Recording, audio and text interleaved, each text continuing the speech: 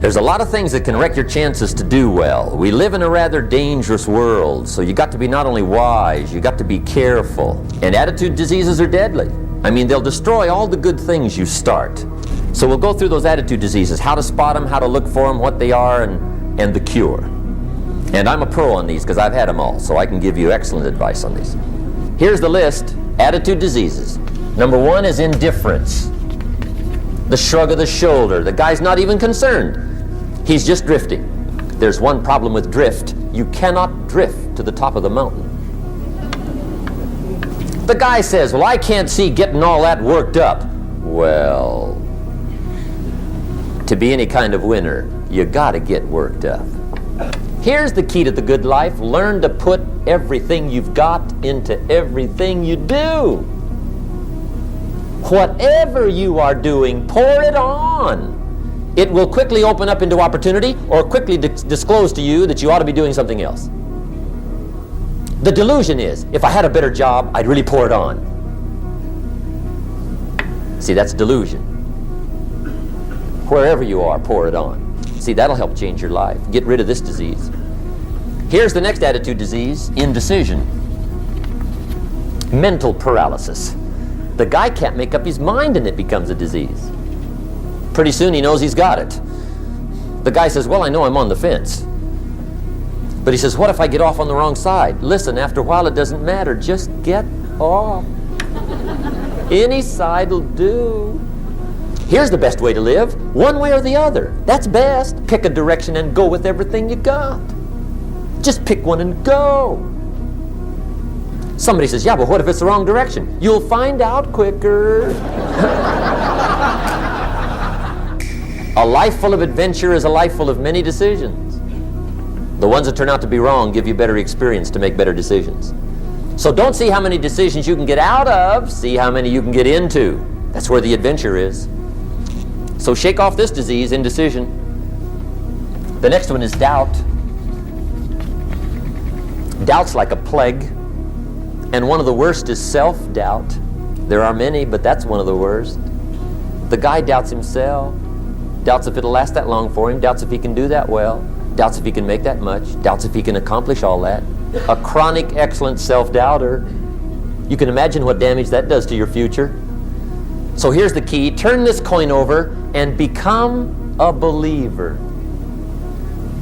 And there's many things to believe in. One of the majors is yourself. The understanding of self-worth is the beginning of progress.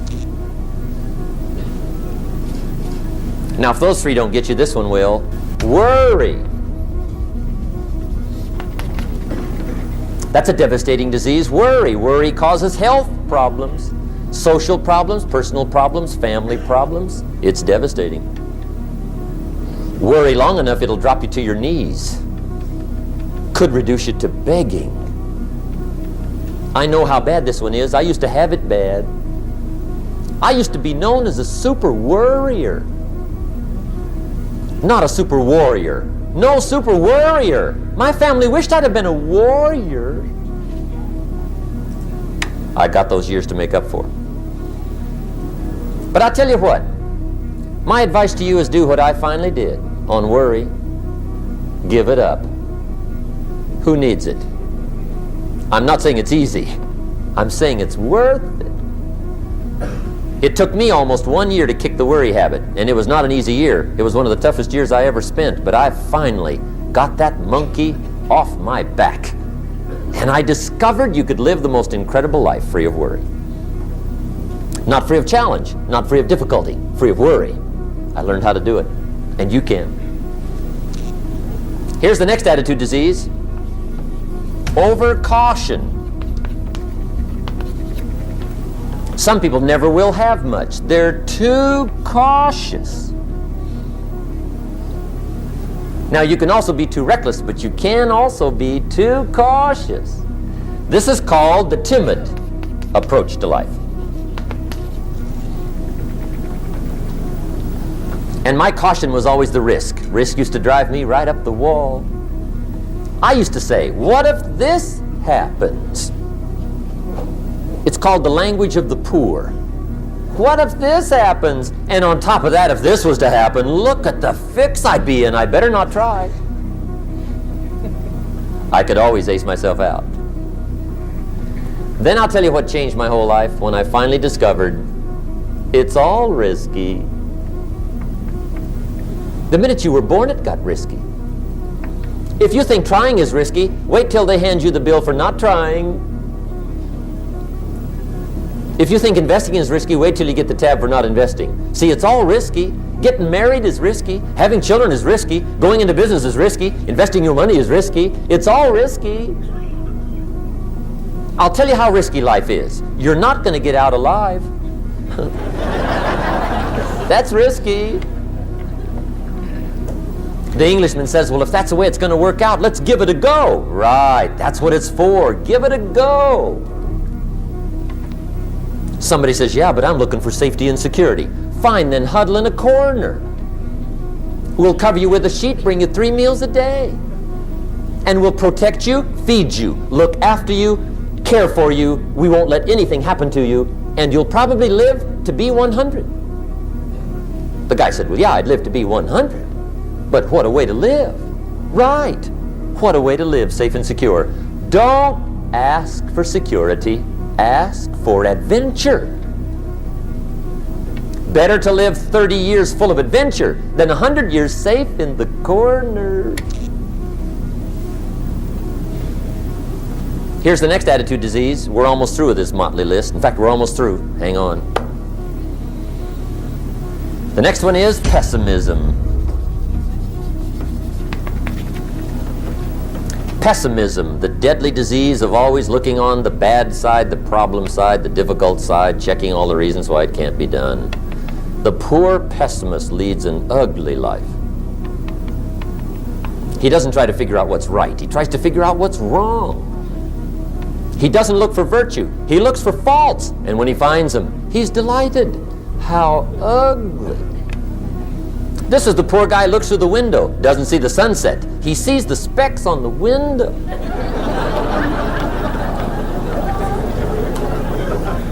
And this is the poor guy, right, who rushes up, takes such leave of his senses. This guy rushes up and he says, I've got 5 good reasons why it won't work.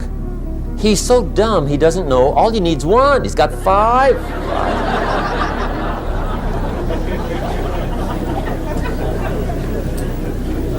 To the pessimist, the glass is always half empty. To the optimist, the glass is half full. Why would the same measure affect people 2 different ways? Answer, it all depends on how you look at it. Our lives are mostly affected by the way we think things are, not the way they are. The way we think they are affects us most. There's a subject we don't have time to get into tonight called better thinking habits. One of the major things Shove taught me when I met him, he said, poor thinking habits keeps most people poor. Not poor working habits. Most people work hard, but they don't think hard. And Shove taught me that the mind is like a factory, a mental factory. And whatever you think about all day long pours ingredients into this mental factory.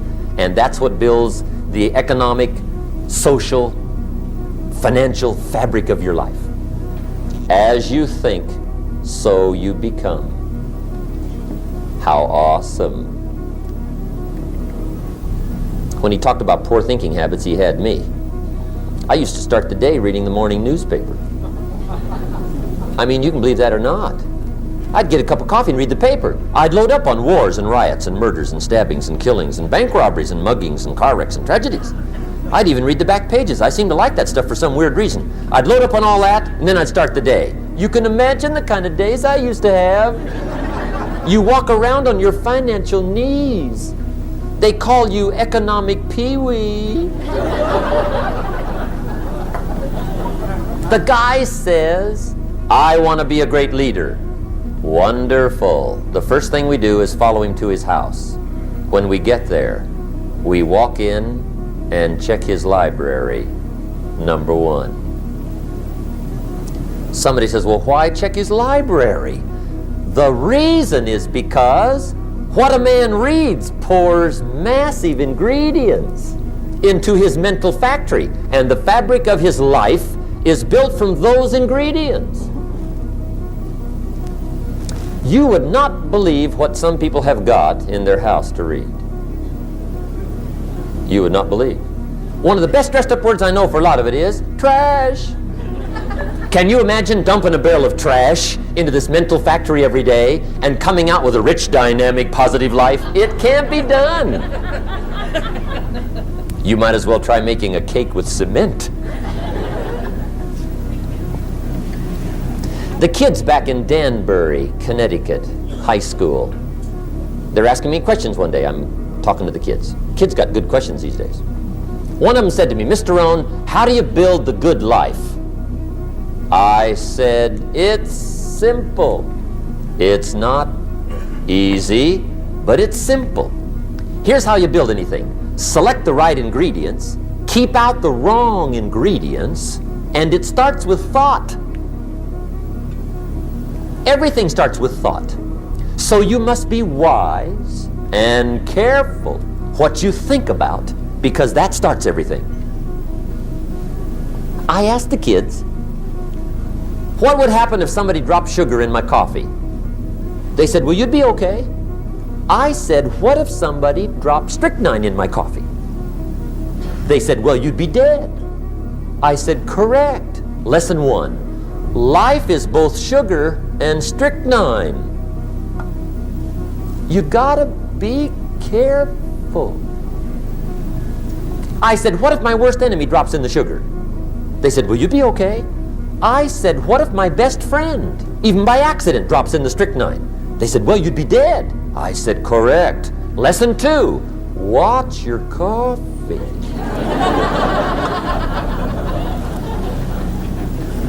You got to be careful. See, it doesn't matter who hands you the bad stuff. It doesn't matter where you get the bad stuff. It'll still do its damage on your bank account, wherever you get it. Mr. Schoaf gave me one of the greatest phrases when I first met him when he said, Jim, every day stand guard at the door of your mind. How important. Stand guard at the door of your mind.